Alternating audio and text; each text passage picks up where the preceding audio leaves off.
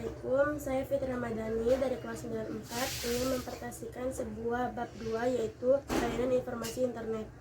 Simpulan singkatnya, internet adalah jejaring komunikasi global yang terbuka dan menghubungkan ribuan jaringan komputer melalui sambungan telepon umum maupun pribadi, yaitu pemerintah maupun swasta di seluruh dunia. Jadi, internet sudah menjadi kebutuhan bagi masyarakat. Banyak manfaat yang diperoleh dari internet, yaitu 1. Sumber informasi, di mana berbagai informasi dapat diperoleh dari internet. 2. Mempermudah dan mempercepat suatu pekerjaan.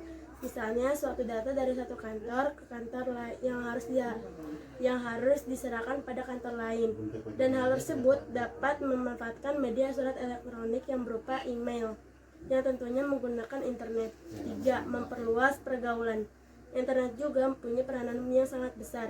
Banyak forum dan jejaring sosial yang bisa membantu siapa saja untuk menambah pergaulan. Tidak hanya itu saja, namun juga mempererat pertemanan dan melatih kita bersosialisasi lebih baik. 3. Membuka peluang bisnis. Kita dapat menjalani bisnis melalui media internet atau disebut bisnis online. 4. Membuka peluang bisnis. Kita dapat menjalani bisnis melalui media internet atau disebut bisnis online. 5. Media promosi. Media internet adalah salah satu media yang sangat bagus untuk promosi.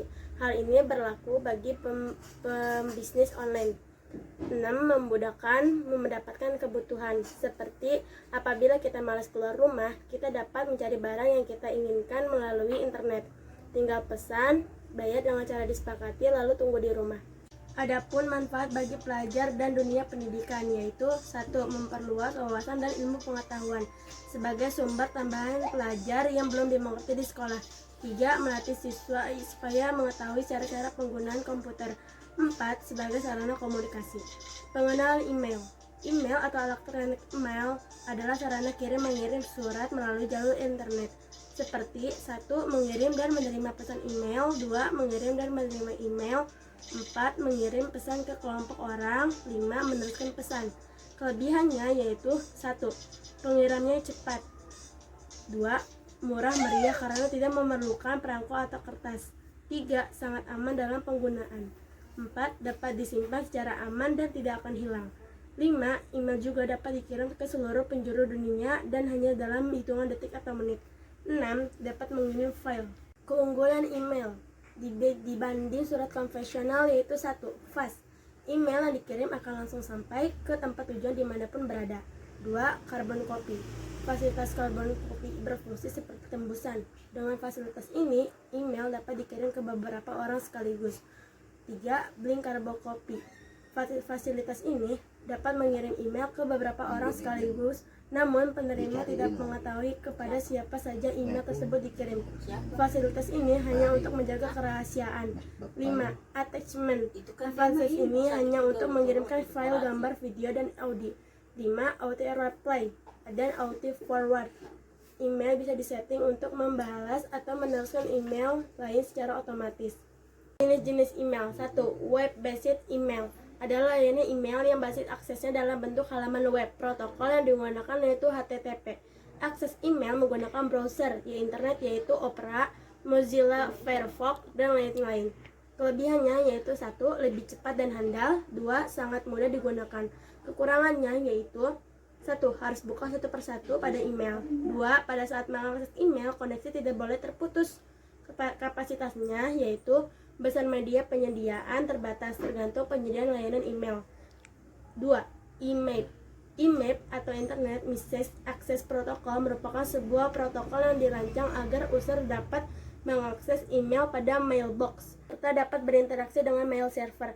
Port yang digunakan oleh protokol ini dalam TCP atau IP adalah port nomor 143. Kelebihannya yaitu 1. Dapat membuat, mengubah, dan menghapus folder yang ada di server.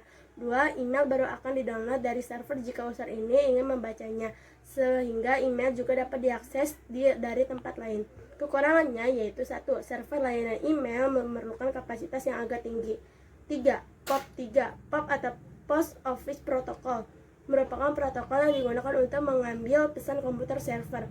Server ini menggunakan port 110 pada TCP atau IP. Jika ada klien yang menggunakan server, maka koneksi antara keduanya dilangsungkan. Kelebihannya yaitu 1. Lebih cepat untuk mengirim email sekaligus. 2. Hanya dapat dibuka dari komputer pemakaian saja. Kekurangannya yaitu 1. Email berbasis POP 3 lambat. 2. Harus mengakses email klien seperti Outlook, Express, Mood, dan lain-lain. Kapasitasnya, media penyimpanan yang dapat digunakan untuk menampung email dapat tak terbatas, tergantung besarnya kapasitas pada komputer lokal. Istilah-istilah dalam email yaitu 1. Address, yaitu alamat email yang kita miliki. 2. Draft, yaitu tulisan yang belum dikirim. 3. Inbox, yaitu kotak surat. 4. Email, yaitu metode pengaturan email yang kita terima. 5. Folder, yaitu partisi tempat penyimpanan email yang diterima. 6. HTML email, yaitu email yang berisikan gambar dan teks. Yang blog.